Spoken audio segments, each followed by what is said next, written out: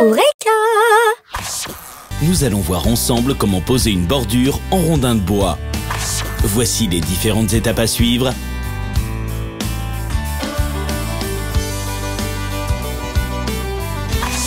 Et le matériel dont vous aurez besoin. Un arrosoir sans pomme, un cordeau de jardinier, une massette, un mètre ruban, une pelle, du plâtre de rebouchage, un tuyau d'arrosage et une scie à bois. Première étape, matérialiser la bordure. C'est très simple. Si vous souhaitez tracer une bordure parfaitement rectiligne, utilisez un cordeau.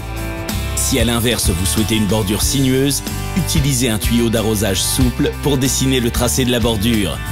Dans les deux cas, matérialisez le tracé de la bordure sur le sol par un filet de plâtre ou de farine. Deuxième étape, creusez une tranchée.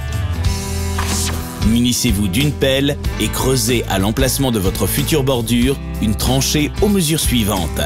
Profondeur, environ un tiers de la hauteur de vos rondins, soit 10 cm pour des rondins de 30 cm. Largeur, environ 4 cm de plus que le diamètre de vos rondins les plus gros.